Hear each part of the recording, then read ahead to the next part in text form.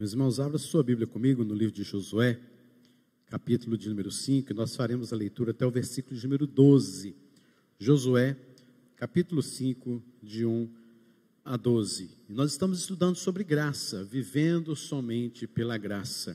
E é exatamente isso que vemos neste texto, que é o renovo da graça do Senhor sobre a vida dos israelitas e para a batalha da nossa fé. Diante das batalhas, diante das lutas das nossas vidas, nós precisamos, você precisa do renovo da graça do Senhor.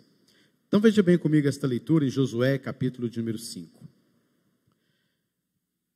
Sucedeu que, ouvindo todos os reis dos amorreus que habitavam desta banda do Jordão ao ocidente, e todos os reis dos cananeus que estavam ao pé do mar, que o Senhor tinha secado as águas do Jordão, de diante dos filhos de Israel, até que passamos, desmaiou-se-lhes o coração, e não houve mais alento neles, por causa dos filhos de Israel.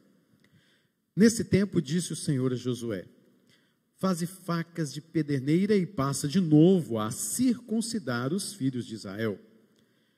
Então Josué fez para si facas de pederneira e circuncidou os filhos de Israel em Gibeate Aralote. Foi esta a razão porque Josué os circuncidou.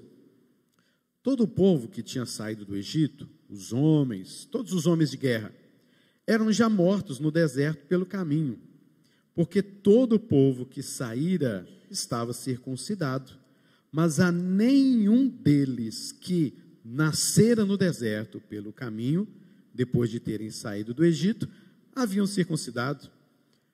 Porque 40 anos andaram os filhos de Israel pelo deserto, até se acabar toda a gente dos homens de guerra que saíram do Egito, que não obedeceram à voz do Senhor, aos quais o Senhor tinha jurado que lhes não havia de ver a terra que o Senhor, sob juramento, prometeu dar a seus pais, terra que mana leite e mel. Porém, em seu lugar, pôs a seus filhos. A estes Josué circuncidou, porquanto estavam incircuncisos, porque os não circuncidaram no caminho. Tendo sido circuncidada toda a nação, ficaram no seu lugar no arraial, até que sararam. Disse mais o Senhor a Josué: hoje revolvi de sobre vós o opróbrio do Egito, pelo que o nome daquele lugar se chamou Gilgal, até o dia de hoje. Estando, pois, os filhos de Israel acampados em Gilgal, celebraram a Páscoa no dia 14 do mês, à tarde, nas campinas de Jericó. Comeram do fruto da terra no dia seguinte à Páscoa. Pães asmos e grãos tostados comeram neste mesmo dia. No dia imediato, depois que comeram do produto da terra, cessou o maná, e não o tiveram mais os filhos de Israel, mas nesse ano comeram das novidades da terra de Canaã. Amém. Vamos orar mais uma vez. Senhor, é a tua palavra que está sendo lida, dá-nos o teu temor de ouvir a tua palavra e nos tornarmos praticantes desta palavra. Fortalece, ó Deus, a minha vida, fortalece, Deus, a vida de cada uma, ovelha do Senhor, filhos do Senhor, para que atentamente observemos as tuas leis, os teus mandamentos, em nome de Jesus. Amém. Meus irmãos, o livro de Josué retrata a conquista da terra prometida por Deus àquele povo de Israel. E nós temos visto, em alguns domingos atrás, já estamos meditando há um bom tempo no livro de Josué, e a gente não sai do livro de Josué, né? Mas nós vamos perceber que era um momento em que eles estavam em frente à terra, algumas coisas aconteceram, e agora, então, eles teriam que atravessar o Rio Jordão, e o Rio Jordão era como uma barreira, como um muro bem grande, que protegia aquelas cidades dos seus próprios inimigos. Eles confiavam muito no Rio Jordão por estar próximo, numa divisa tal que eles estavam numa área bem segura.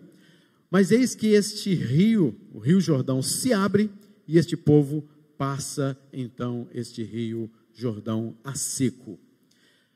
Agora aqui no capítulo 5, é exatamente o momento em que retrata quando o povo está do lado de lá.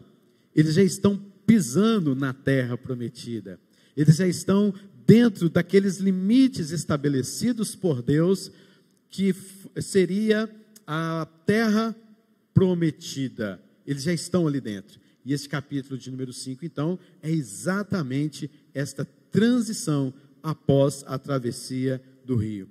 E eles estão agora na terra prometida, e os próximos 6 anos serão anos de guerra, de batalha, de conquistas, de lutas, de grande mover de Deus na vida daquele povo, porque como nós vimos, os homens de guerra, aqueles que saíram do Egito, já haviam morrido. E agora este povo está entrando na terra prometida, com alguns homens de guerra mais novos, porém não tão quanto ensinados àqueles que aprenderam muitas coisas no próprio Egito. Mas grandes coisas iriam acontecer aqui, nesses próximos, pelo menos, 6 anos. E é isso que este capítulo vai descrever, os primeiros passos deste povo na terra prometida. E já chegam lá com um grande desafio. Qual era esse desafio?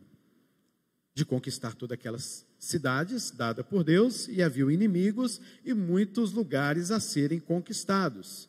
E se você olhar no texto, diante de toda essa situação, os homens de guerra que saíram do Egito já haviam morrido no deserto, eles já atravessaram o Rio Jordão, eles estão agora diante de Jericó, a pelo menos 3 quilômetros aqui eles estão de Jericó, e há uma grande guerra para ser travada. Mas eis que nós ouvimos aqui o que Josué disse ao escrever no capítulo 5, versículo 1, que ouvindo os reis dos amorreus, que habitavam desta banda do Jordão ao ocidente, e todos os cananeus, ou seja, reis de lá e os reis de cá, todos estes homens ouviram que aquele povo atravessou o Rio Jordão a seco, e eles iriam então começar a fazer seja lá o que for.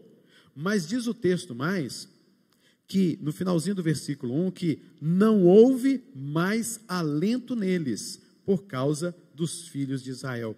Desmaiou-se-lhes o coração. Então era o momento propício para este povo de Israel atacar. Era um momento extremamente oportuno.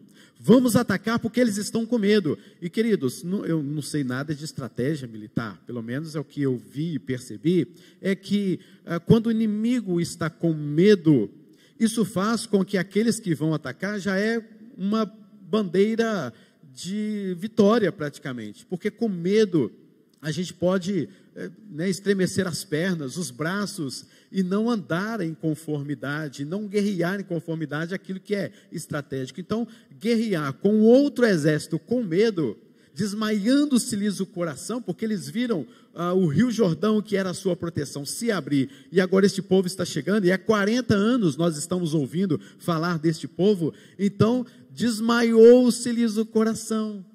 Então era a hora de atacar. Este era o momento exato, estratégico, militarmente falando, era um momento muito especial. Vamos atacar, eles estão com medo, é agora.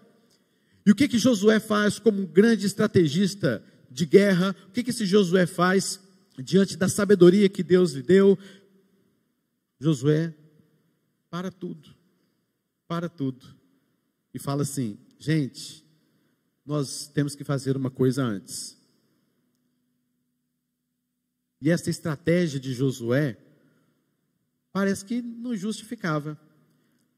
Por que Josué parou no momento em que era para atacar, no momento que era para fazer as coisas acontecerem, no momento X da questão?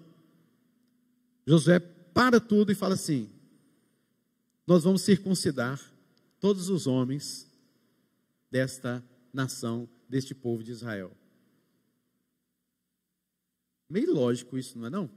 No meio da guerra, no momento propício para atacar, Josué para tudo e fala: agora nós vamos circuncidar o povo. Em vez de partirem para cima, aproveitando o momento, vão circuncidar o povo e preparar para a Páscoa. Que coisa, né? Que momento interessante este na vida de Josué e na vida daquele povo. E isto foi ordem do Senhor. Meus irmãos, a aplicação você já sabe. Quantos momentos na vida, né, da gente, a gente acha que é a hora, é o meu tempo, agora vai dar certo, agora o negócio vai encaminhar, agora que as coisas vão acontecer. É desse jeito que Deus vai agir, até pensamos assim. Mas de repente Deus para tudo.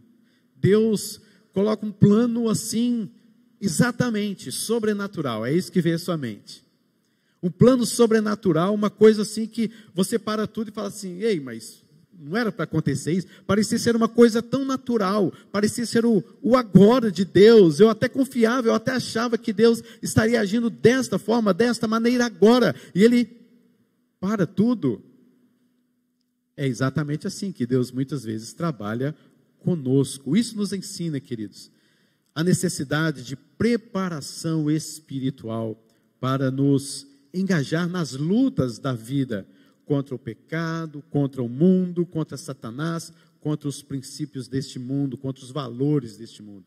Porque o que Josué está dizendo, está fazendo, está afirmando, é que antes de atacar, antes de conquistar, antes de termos a vitória que já nos é dada por Deus, mas antes de tomar posse dessa vitória, nós precisamos de nos preparar espiritualmente. Antes da batalha, antes da guerra, precisamos nos preparar espiritualmente. Não devemos desprezar estratégia e métodos, com certeza.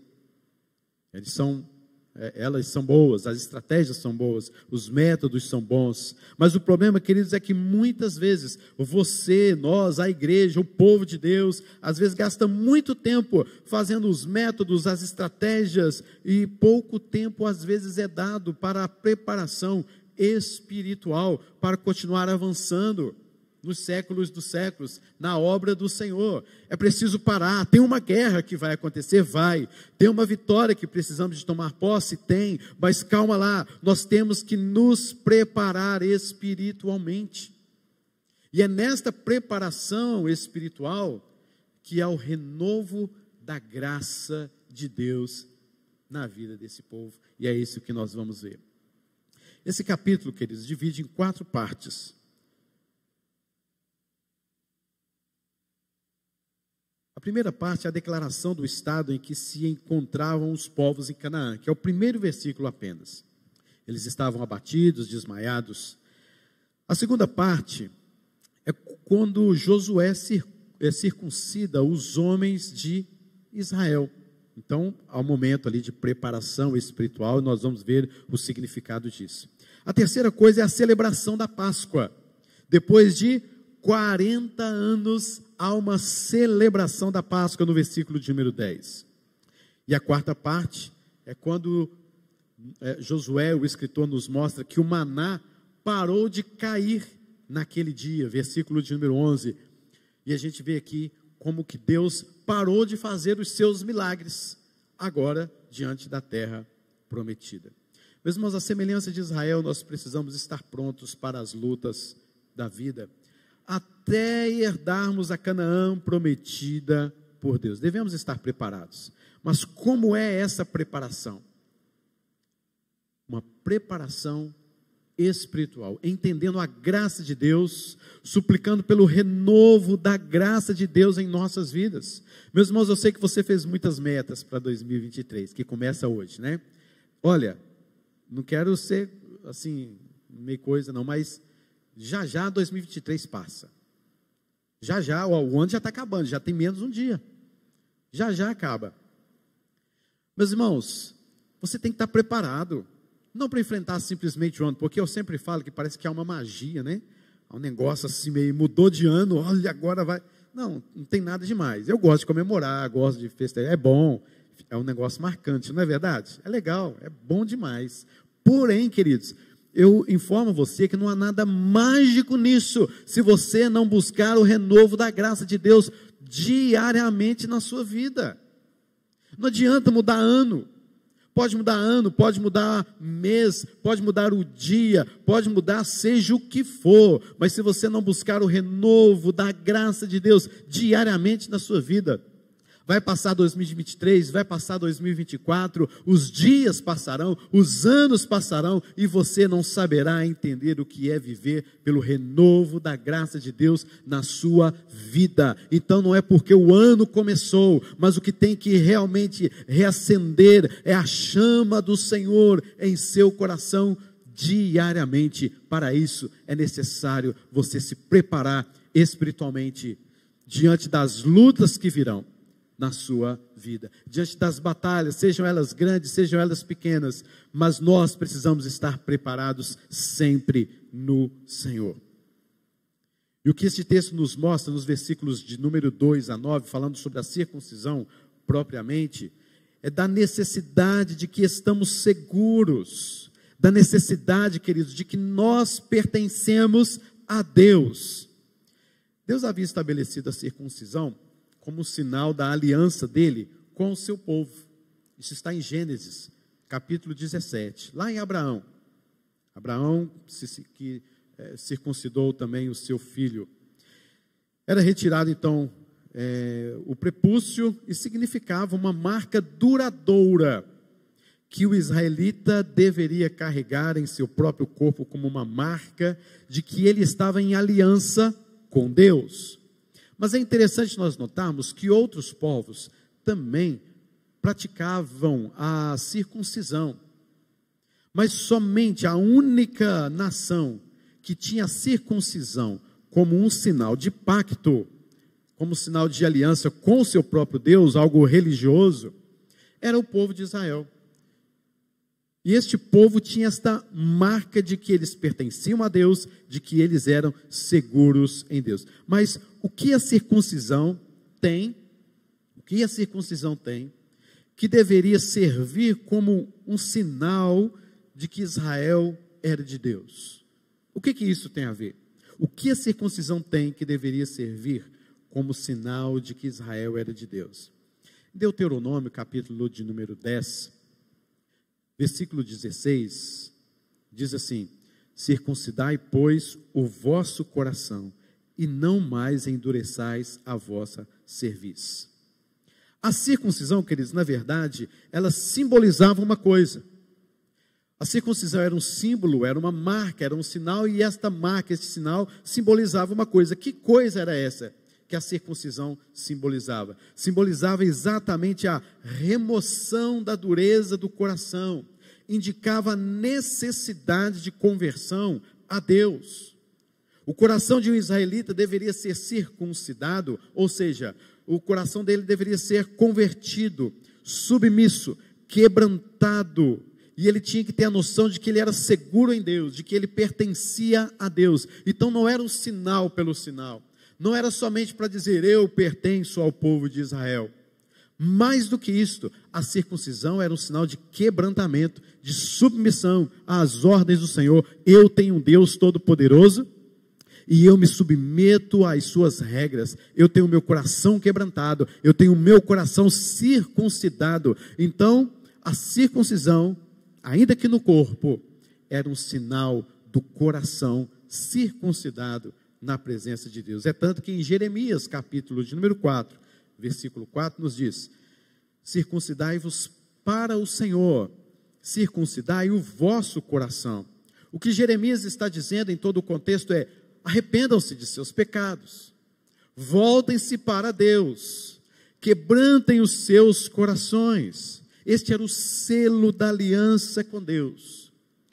Quando Moisés tirou o povo do Egito, eles também celebraram a Páscoa, e todos foram circuncidados para saírem do Egito. Quando eles saíram circuncidados, caminhando naquela jornada no deserto, eles se rebelaram contra Deus, ou seja, não quiseram mais ouvir, não quiseram mais saber do caminho de Deus. Eles quebraram a aliança, se rebelaram contra o Senhor, voltaram a adorar os deuses do Egito, praticaram imoralidade, tentaram a Deus, até que Deus disse: vocês não vão entrar mais na terra que prometi. Está aí no versículo de número 6, o que lemos. A partir daí, então, queridos, a partir daí, 3 coisas acontecem, ou melhor, 3 coisas pararam de acontecer no meio do povo de Israel, quando eles saíram do Egito, se rebelaram contra Deus, e Deus disse: hoje, a partir de hoje, vocês não mais entrarão na terra que eu lhes prometi, e passarei isso para os seus filhos. 3 coisas começam então a parar de acontecer. Primeiro, foi a própria circuncisão.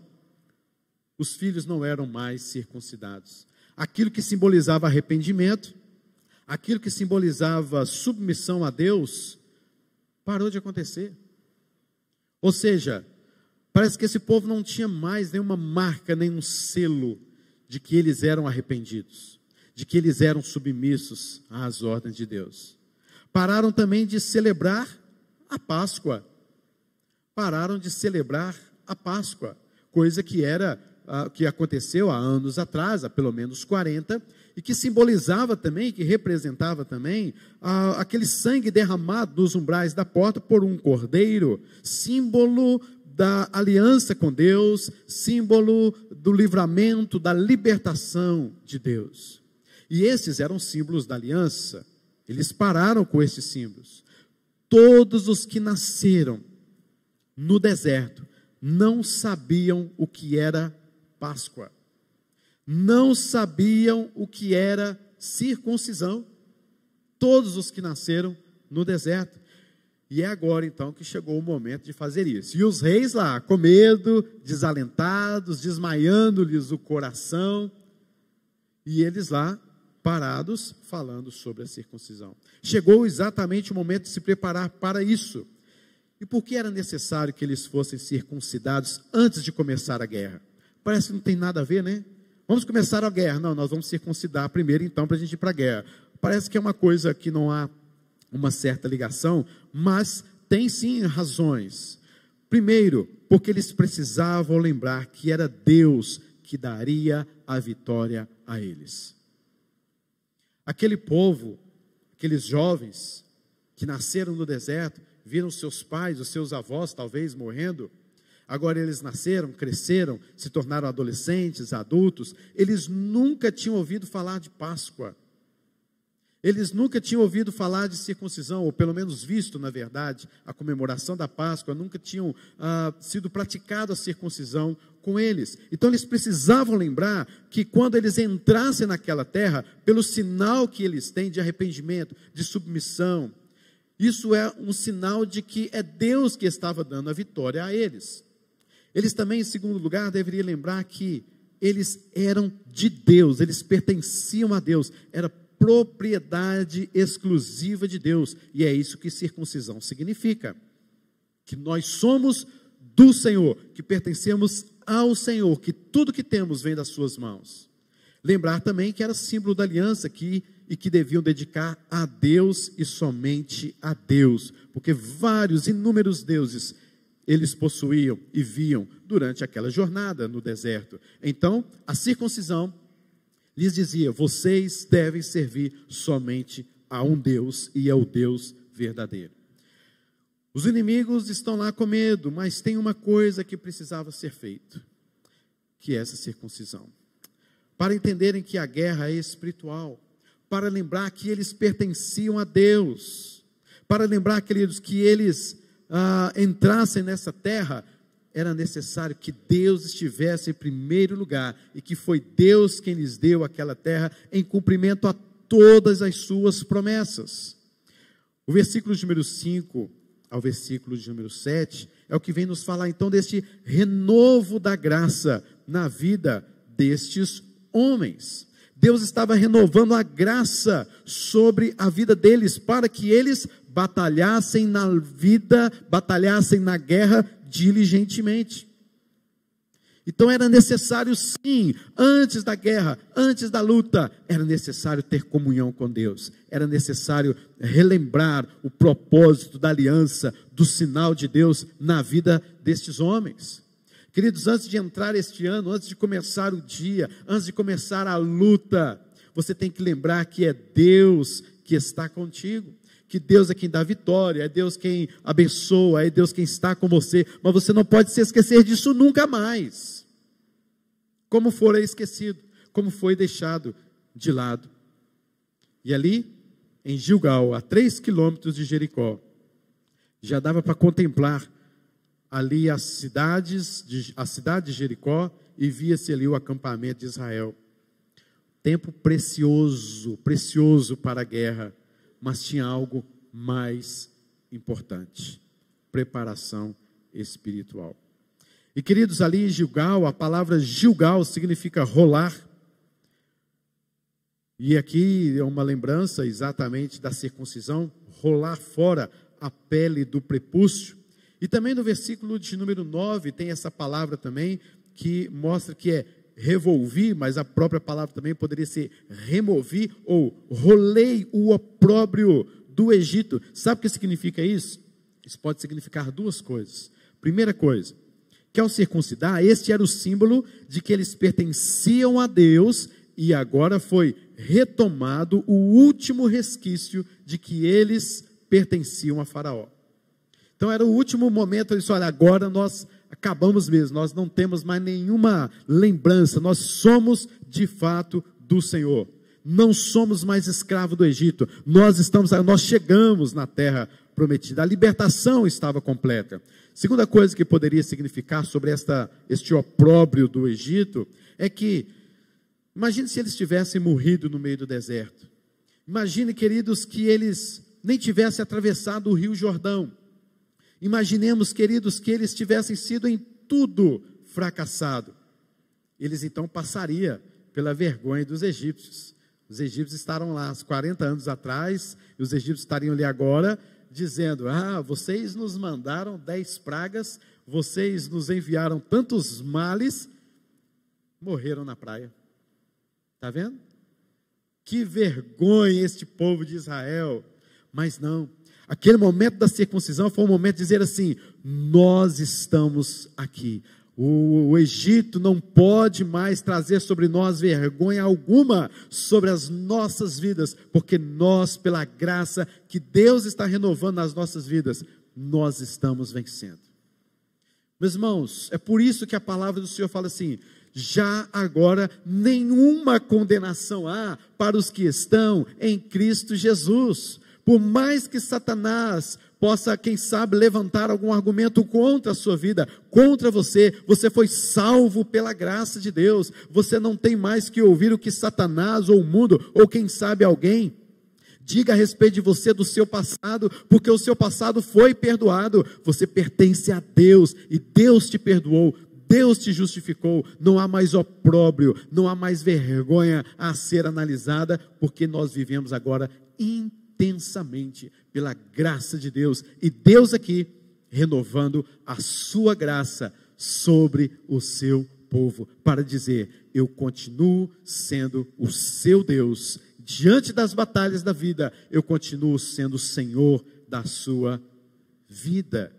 Que coisa maravilhosa aprendermos sobre isso do Senhor. Sabemos nós, queridos, que a circuncisão foi substituída pelo batismo na nova aliança. Não nos circuncidamos mais, mas temos o batismo. Nós somos o Israel espiritual, a continuação desse povo, mas a mesma aliança.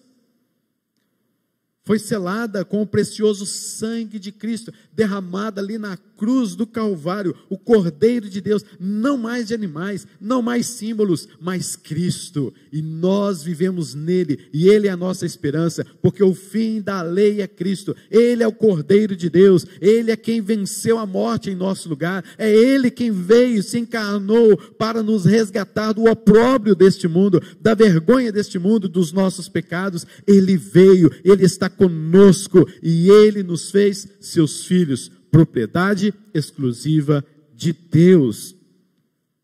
A circuncisão era símbolo da fé de que eles tinham em Deus. O batismo é símbolo da fé de que nós temos com Deus. Nós nos batizamos, porque é símbolo desta aliança, de que Deus estará sempre conosco, com o seu povo. Queridos, de fato, a vida cristã é uma guerra, E o batismo lembra desta necessidade de sermos convertidos. É uma lavagem interior do Espírito Santo. E antes de entrarmos na luta, devemos de fato saber o seguinte: a circuncisão nos leva a fazer algumas perguntas. Sou de fato de Deus? Quero que você responda isso para você mesmo. Sou de fato de Deus? Sou de fato convertido? O meu coração está circuncidado ou eu apenas, como uma marca religiosa, como uma máscara religiosa, eu digo que sou convertido, que sou um cristão, apenas exteriormente? Porque o que Deus quer é o coração, e a circuncisão sempre foi isso. A circuncisão não era só um sinal de uma marca exterior, mas o que estava simbolizando ali, o que Deus queria daquele povo, era um coração quebrantado, um coração circuncidado. E esta é a pergunta para você: o seu coração está circuncidado? A sua alma foi lavada pelo sangue de Jesus? Você está mais alvo do que a neve? Alguém disse o seguinte: se você não foi convertido, o seu coração não foi circuncidado. Se sua alma não foi lavada dos pecados pelo sangue de Jesus, você está numa guerra perdida. Porque os seus inimigos, então, não são os principados e potestades do mundo espiritual, mas o seu inimigo é o próprio Deus. Pois Deus resiste aos soberbos e estende a sua mão contra aquele que, mesmo tendo nascido no povo da aliança, querem andar de acordo, ou não querem andar de acordo com os termos da aliança, nem viver para a glória de Deus. Então, querido, se o seu coração não foi circuncidado, você com certeza, você tem um grande inimigo, e esse inimigo se chama Deus. Então, queridos, antes de irmos para a guerra, antes de irmos para a luta, estamos começando este ano, mas saiba de o seguinte: sou realmente de Deus, faço parte deste povo. Era isso que Josué queria ensinar o seu povo. Queridos, mas uma segunda coisa que parou também de acontecer, primeiro foi a circuncisão, a segunda coisa foi a celebração da Páscoa, como você pode olhar aí muito bem. A celebração da Páscoa era no dia 14 do mês. Tinha os meses deles lá, mas trazendo para o nosso contexto, possivelmente no mês de março. Dia 14 o 14 dia do mês foi estabelecido em Êxodo, capítulo de número 12. Mas 3 dias ou 4 dias antes, ele separava o cordeirinho, e no dia 14, então, matava este cordeiro. E tinha que ser o cordeiro de 1 ano, sem mácula, devia ser assado, não cozido, e acompanhado também de ervas amargas e pão sem fermento. E lá na Páscoa, lá atrás, lá no Egito, o israelita, ele se vestiu, para fazer esta Páscoa. Ele deveria estar pronto para a viagem. Sandália nos pés, o cajado na mão, o bordão, para saírem. Porque isso representaria a libertação da escravidão, uma nova vida. Então eles celebrariam a Páscoa, aí aconteceu a 10ª praga, a morte dos primogênitos, e eles já deveriam estar preparados para sair. Era o símbolo da libertação. E Deus disse a Moisés para que a Páscoa fosse celebrada continuamente. Para quê? Para lembrar do Deus libertador. Então eles teriam essa preciosa comunhão com o Todo-Poderoso durante toda a sua jornada. Eles teriam intimidade, eles teriam essa comunhão, eles conheceriam mais e mais a Deus, com a Páscoa sendo comemorada continuamente no meio deles. Mas não foi assim que aconteceu. Demorou 40 anos para celebrarem a Páscoa. Por quê? Porque somente quem era circuncidado poderia celebrar a Páscoa. E eles não eram circuncidados, logo não poderiam celebrar a Páscoa. A razão também porque somente os que são batizados devem participar da Santa Ceia. Então agora, queridos, eles entram na terra e precisam renovar a presença de Deus no meio deles. Por isso Josué disse: vamos também agora, todos circuncidados, vamos agora celebrar a Páscoa. relembrar o que Deus fez por nós. A Páscoa nos lembra de fato o passado, nos rememora o passado, relembra o que Deus fez em nosso meio. E o significado lá para Israel é um tanto quanto bem parecido com o que também nós temos, porém nós, em Cristo Jesus, com o símbolo da Santa Ceia do Senhor. Quando participamos da Santa Ceia, celebramos de uma certa forma a Páscoa, e isso é continuamente. Quando nós participamos, nós estamos relembrando, rememorando os feitos do Senhor. Deus não nos livrou literalmente do Egito, isso foi ao povo de Israel, a história, mas Deus nos livrou do Egito, do pecado, o Egito que é para nós o mundo, o Egito da condenação, da morte eterna, o salário do pecado que era a morte. Então quando nós celebramos a Santa Ceia, nós estamos rememorando a libertação que Deus nos concedeu por sua graça, e vivemos agora continuamente nesta graça de Deus ao celebrarmos a ceia. Querido, ceia, a Santa Ceia, é graça do Senhor sobre a sua vida, porque você era um inútil, porque você, querido, era um depravado, era um pecador, era um rebelde, era inimigo de Deus, e Deus te trouxe, e Deus o alcançou com a sua graça, e disse: você agora é meu, e eu quero ter esta comunhão com você continuamente. E assim Deus estabelece a Santa Ceia, para nos mostrar o que de fato Ele fez com as nossas vidas. Pertencemos a Ele, temos comunhão com Ele. É um momento de gratidão e temos comunhão com Deus. Então vemos a circuncisão, a Páscoa. Terceira e última coisa que agora passa a acontecer, cessa, mas passa a acontecer outra coisa. É exatamente aquilo que está nos versículos 11 e 12. Comeram do fruto da terra no dia seguinte à Páscoa. Pães asmos e grãos tostados comeram nesse mesmo dia. E no dia imediato, depois que comeram do produto da terra, cessou o maná. Outra coisa que parou de acontecer, cessou o maná, e não tiveram mais os filhos de Israel, mas neste ano comeram das novidades da terra de Canaã. Veja bem, queridos, agora uma coisa cessa, porque deveria mesmo cessar. E inicia um novo processo, uma outra substituição. Eles começaram a comer do fruto da própria terra. Que delícia! Aquilo que os nossos pais falavam, aquilo que eu ouvia tanto, terra que emana leite e mel, eu agora posso provar deste fruto, eu posso comer deste fruto. E quando eles começam a comer deste fruto, a se deliciar com estes frutos daquela própria terra, não há mais o maná. Eu tenho comigo, que muitos que estiveram ali vendo o maná parando, começaram a murmurar, a reclamar. Isso sou eu, viu, que estou pensando. Porque gente é assim, né? Reclama de tudo. Se está bom, reclama. Se melhorou, reclama mais. Não é assim um negócio assim, mais ou menos? Aí o que acontece? Eu acho que teve uns irmãozinhos lá de Israel, que tendo aqueles frutos ali, da própria terra para comer, quando amanheceu, foi lá procurar maná. Ah, eu tenho certeza. Tenho certeza. E ainda reclamaram: não vai descer maná não? Senhor, uai, faltou agora, né? Nós queremos o teu maná. E os frutos lá, queridos, nós precisamos entender o seguinte: Deus tem bênçãos para nos dar, mas nós vivemos uma vida de mediocridade. Nós nos satisfazemos com pouco.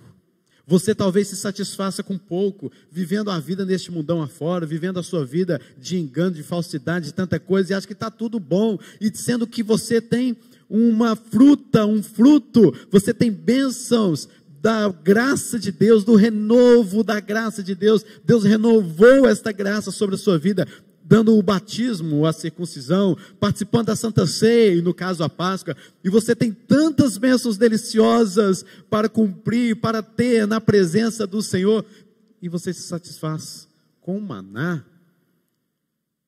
Queridos, nós precisamos ter esta vida espiritual mais sadia, mais fervorosa, porque assim nós provaremos de bênçãos do Senhor sobre as nossas vidas. E o que Deus estava fazendo aqui era dando para eles apenas uma amostra, porque eles ainda não entraram na batalha. Eles ainda não têm nenhuma cidade conquistada. Sabe o que é isso, queridos? É Deus motivando, incentivando, cuidando daquele povo. É Deus sempre sustentando e mostrando: olha só o que você vai ter. Vocês vão para a guerra e é isso que vocês vão ter.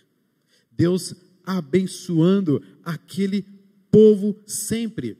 40 anos sustentei vocês. Agora, acabou o maná.